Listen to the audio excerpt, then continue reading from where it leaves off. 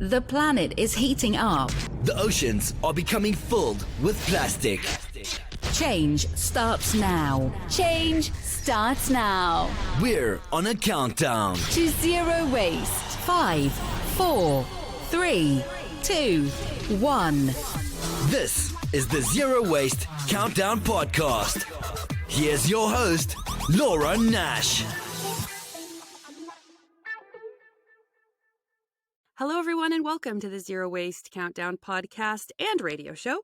Today, we're speaking with Melissa Mbarki. She's a policy analyst and outreach coordinator in the Indigenous Policy Program at the Macdonald-Laurier Institute, and she works in acquisition, divestment, environmental site assessments, and abandonment reclamation projects, and has joined us today to talk about pipelines on Indigenous land. So welcome to the show, Melissa. Thank you. Thanks for inviting me to the show. This is one of the topics that I'm very passionate about, so hopefully I can bring some education and understanding to the Indigenous, non-Indigenous communities. Awesome. Absolutely. And I see a lot of people protesting pipelines in the environmental community. And whenever I see it, I just think, oh, no, because I know that if, let's say, for example, here in Ontario, if Line 5 shuts down, we're still going to need that fuel. And so you're going to put trucks on the road. You're going to put trains back on the tracks. And those are much, much more dangerous in terms of environmental spills. If you haven't heard of Lac Mégantic, it's a terrible, terrible, horrible tragedy that happened in a Quebec town where an oil train crashed and it exploded basically and ended up killing a lot of people. It was very horrible. So in my opinion, pipelines are the safest way, not only for humans who have to live around them, but also for the environment. Do you like agree or disagree with that at all?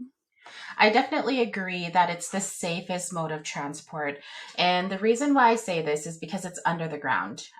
It's not crossing any roads. It's not on a railroad, and it's under the ground where it can be monitored, and it's not tying up traffic as you would a train, for example.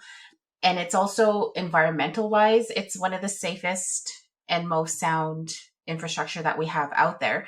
And yes, there are spills, and yes, we do see things happening. And this is why reclamation and abandonment is important. And also with active lines, monitoring. You know, we can push for more of these, and which would make it 100% more safer, and it would make it a faster, better mode of transporting our product. Yeah, absolutely. How is the monitoring system today for some of our Canadian pipelines? Do you know anything about how the monitoring system works? I can speak on a project that actually went through, actually pretty close to my community. And when they went through their initial consultation, they were explaining the new technology and basically the pigs that ran through these systems. And they were telling us how with their new monitoring systems that they can detect a leak or corrosion right away. It's basically a round ball. The minute they send it through the pipeline, they can detect anything along the way, even the speed of the fluid. I mean, how they described it was much more technologically advanced than what we'd have seen 10 years ago. So it is getting there. It is getting to the point where we can monitor pipelines a little bit more safely. Mm-hmm. And that's really good too, because we don't want the spills, because you're right, they can be bad for the environment. And I think that we have had some of them. And so I think that that's kind of the main reason why so many people, I think that people don't want them spilling on certain lands. And then I just think there's just such a stigma against pipelines. Like it's the ultimate evil, and it's actually things could be a lot worse if you don't pick the pipelines, I think. So yeah, just as someone who loves the environment like I do, I do choose them instead. And so it's just so weird for me to be this environmentalist and not hate them, I guess. But so you did mention that that you do work on like the capping project. So I do want to get to that like kind of in the end. So like what do you do with pipelines and things when we're all done? But I want to talk a little bit about how we get these pipelines approved. And so you've actually worked on some of this stuff, but for your Indigenous band, right? Yeah, well, actually, I worked on quite a bit of major projects in private industry, and I've also been part of consultation projects that ran through the Treaty 4 territory. So I've been actively engaged on both fronts. So I see what happens on the policy perspective, and I also see kind of what happens on a community level as well. So it's been really interesting having seen both of this because oftentimes if you're coming from a private company, you're only looking at the regulations and getting the approval process and getting and adhering to the guidelines. Whereas if you're coming more from a community perspective, you want to see the overall project, but you don't want the technical pieces of it. Like you want to see how it's going to look 10 years from now, 15 years from now. And coming from a small area, these are important questions that are oftentimes raised from our elders and from community members. Yeah, and you mentioned Treaty 4. So is that where you are? That's where I grew up. That's actually where my mom is from. She's from a small reserve called Muskowgan First Nation. It's about an hour and a half north of Regina. So we're not quite a remote community, like we wouldn't be considered a northern community. We're just kind of in the middle of the province. So it's kind of a unique area where there's potential for natural resource development. And it's kind of puts us away from an urban area where we're kind of isolated. So it's an interesting little area for sure. Yeah. Nice. So in your community, like in the Indigenous community that you live in, are people kind of mixed on pipelines? Like, do some people really want them to come through and other people really not like them? Or is there like a unanimous kind of feeling about them? Pipelines would come close to us. We don't have any major lines that are running through the community. You would see this more when you get closer to Regina. Hmm. So if you're 40 minutes away, 40 minutes north, there's probably at least 10 Indigenous communities that would be impacted. We support their decisions, wherever they decide to go with it. And most of the time, they've been in approval with it, with proper consultation. They get to see the project as a whole, and they're not just looking at it just from within their boundaries and within their reserve. And they're also looking at, what can this project bring to my people? Like, can it bring jobs? Can it bring economic development? What can we do so that this project advances our community in a positive way? So I've seen very positive feedback in Alberta, Saskatchewan, and Manitoba. Like, there really isn't a whole lot of hesitation towards pipelines. I think we're probably seeing it more on the BC side of things. And maybe it's because they're closer to the ocean. Like, I don't understand some of their environmental concerns, but I do understand the pipeline part of it and how they've kind of enhanced it so that environmentally it is safer today than it would have been, let's say, 10 years ago. So there's a lot of advancement in the tech, and like you were saying, the ball, like the monitoring ball that goes through it, like that's been developed a lot in the last few years as well. Yes. Another thing that I'm seeing companies do as well is they're putting more monitoring stations. Like they're putting them a little closer together, whereas before we would have seen them farther apart. So having monitoring stations a lot more in between the pipeline would, allow communities to become engaged. I mean, it would provide a few jobs along the way, and it would just ensure the integrity of the pipeline as well. Yeah, absolutely. I think there comes like a little bit of pride as well. Like if you're working for a company, if they pay you well and treat you well, it's like, okay, this is pretty good. Um, but yeah, I have a Nishka sister, and I asked her the same question. I was like, do people from your community, do they support I think it was a natural gas line, the LNG, right? That was going out to Kitimat. So Yes. that would have went near them. And she was saying, yeah, I mean some people support it and some people don't. Like it's not like all Indigenous people are against pipelines, which I think some people in the environmental community try to like push. And I think that's like kind of weird because everybody has their own individual opinion and, stake in it or reasons to like or not like it. And so I just like to hear kind of the balance of it and make sure that, we're not like judging people by their race in terms of like what what they want in terms of pipelines. Like, it just gets kind of weird for me, when we think of it in that. I think another thing that we're seeing too is a lot of misinformation, because oftentimes environmental companies, they don't know, they don't understand the mechanics of the pipeline, and they don't bother to. So then what they're doing is they're feeding misinformation to certain communities. I think one of the biggest ones that I've seen out there was, like you said, with the natural gas pipeline. They came in and told some people that you can actually mix fluid in the pipeline. So they can tell you one day it's gas and the next day it's crude oil. Well, you can't do that. Like, these pipelines are specifically built for specific projects and or for specific commodities, and they're monitored in such a way that they would detect any issues in the line. So it's misinformation like that that gets out to the communities that really makes them hesitant about it.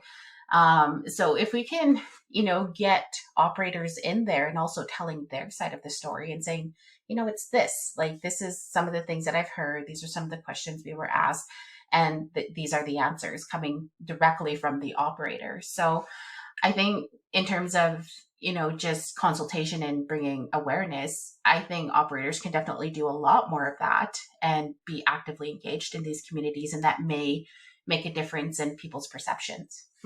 Yeah, it's nice to have information from many different sides instead of just one side coming in and telling you what to do, which I worry about. And I know some people are probably listening and getting really mad at me for saying that I like pipelines, but they are the safest, most environmentally friendly way. And what I'm worried about is if you cut off the supply of oil and gas too soon before communities and nations are ready, then we're going to have environmental disaster. Like we said earlier, if line 5 shuts down, how are we going to get all of the propane to, heat people's homes? How are we going to get fuel for Pearson?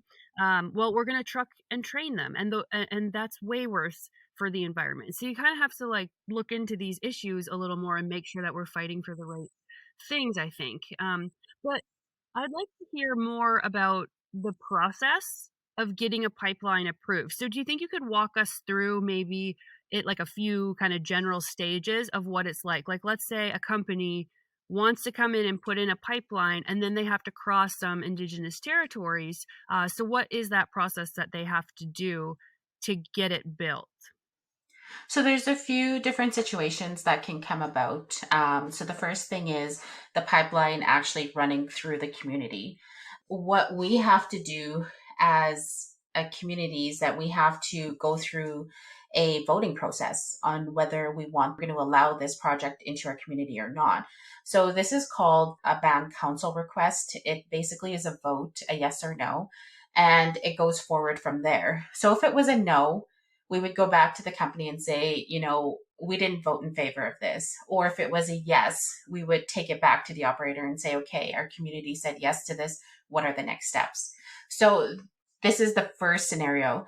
The second scenario is where the pipeline isn't running through the community, but it could be adjacent, or it could be in a setback area. So for every pipeline in every project, there's what we call a setback, where we look at a certain range. So whether it's 1 kilometer, 5 kilometers, it depends on the act that we're following. It'll give us that setback range. And this is where an Indigenous community could fall into. So this is where we go and do the consultation with them. We let them know this line isn't going through your reserve, but it is pretty close. We kind of let them know what the community that it is running through decided on.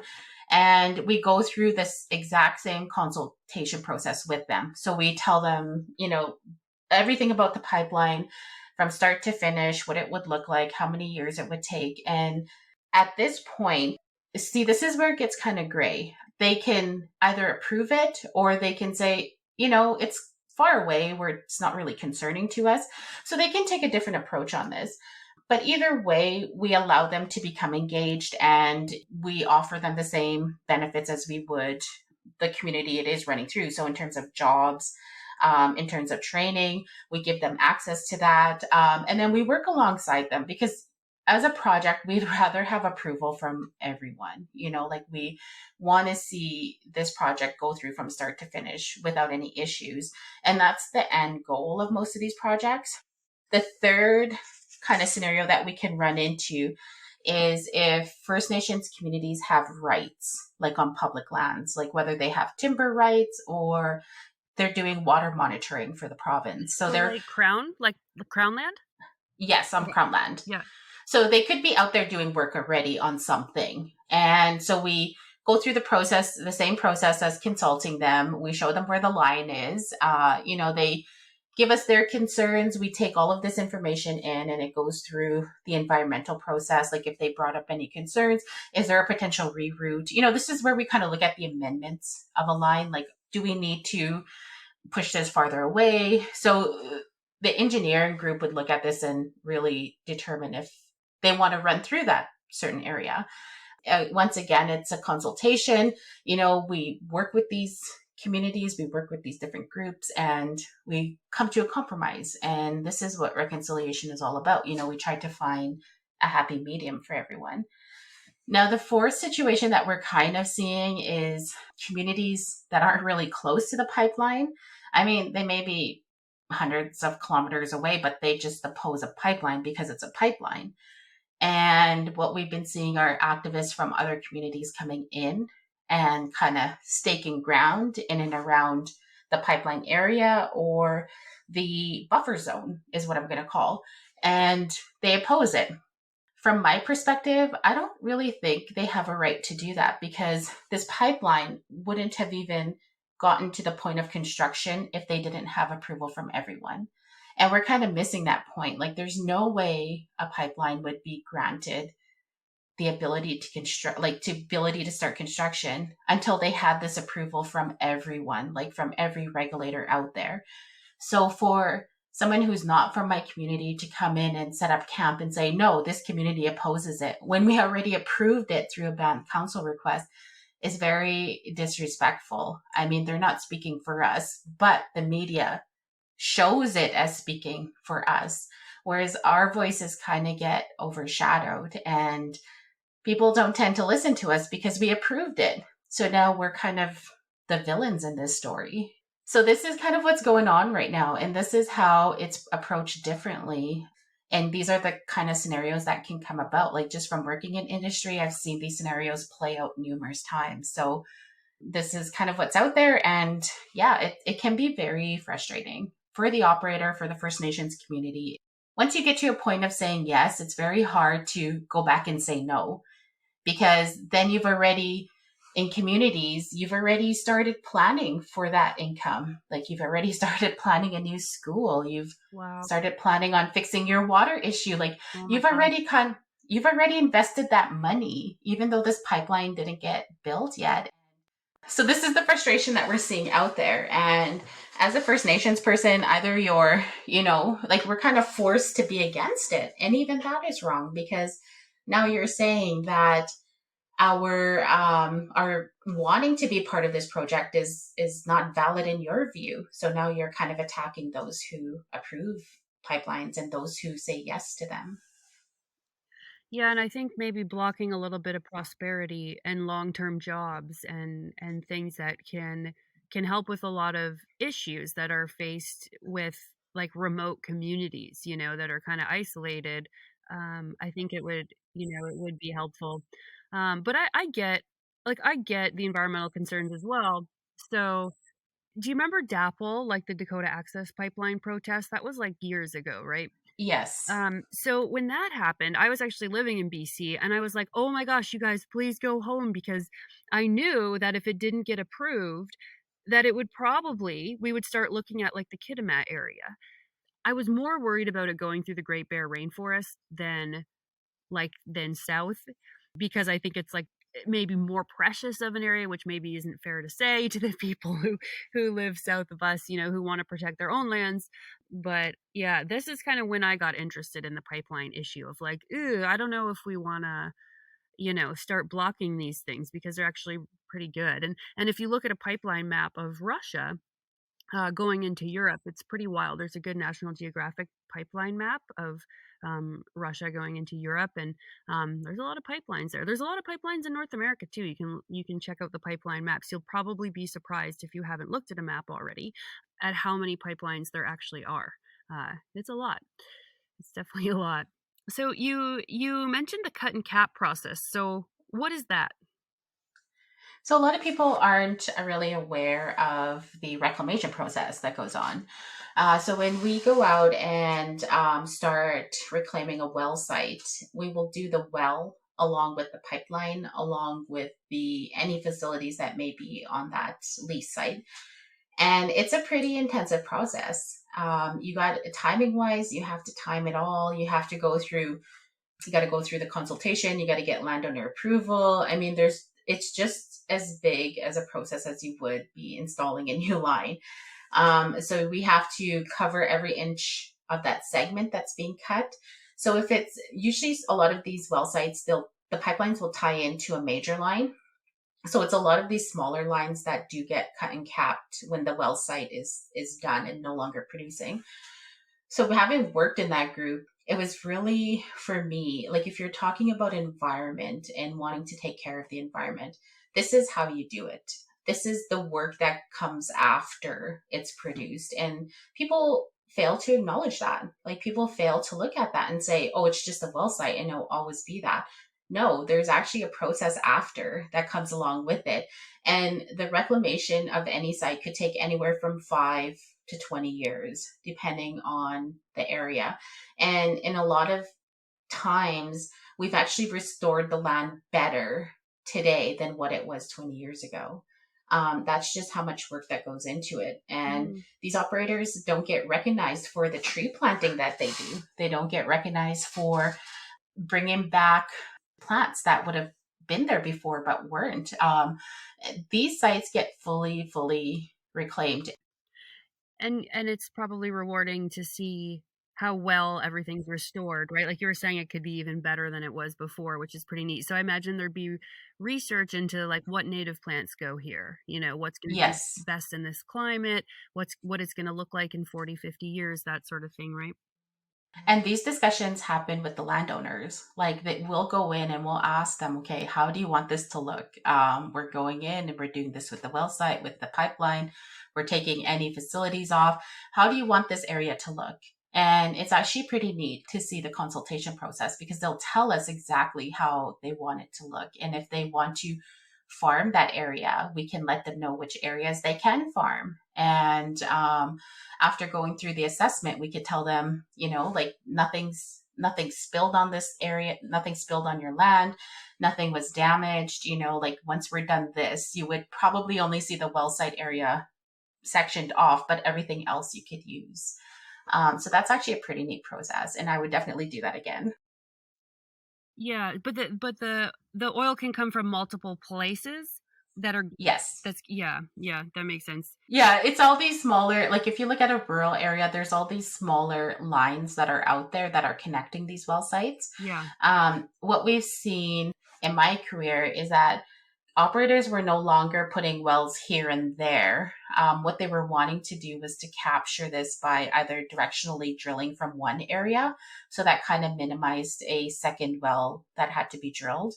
Or they put them in a pad site. So then you would have one site with 10 wells, for example. So they really tried to minimize the amount of surface impact in their decisions to drill more. Mm-hmm. Yeah, I forgot to mention one part too. So the reason I support our own oil and gas is because I think we should be transferring it the safest way possible, which is pipelines. But also, we get a lot of our oil and gas from other countries who don't have very good human rights records. And so I would prefer that if I, am putting gas in my vehicle because I have to go to work or whatever it is, that it come from a company and from a location that is supporting local communities and that is going through this process and benefiting everyone along the way. I personally think it's a very ethical process in our country, in Canada, and we use the cleanest tech, and it's all about this process that you're describing, right? Canada definitely has one of the strictest environmental standards out there. Like you said, we produce our oil ethically. We're not using, we're not using child labor for anything. We're not, the money that comes in from these projects actually goes out to communities, not only First Nations, but a lot of non-Indigenous communities benefit from jobs and they benefit from these projects. So it overall, I think Canada should be focused on Canadian oil and gas that's produced right here in our country.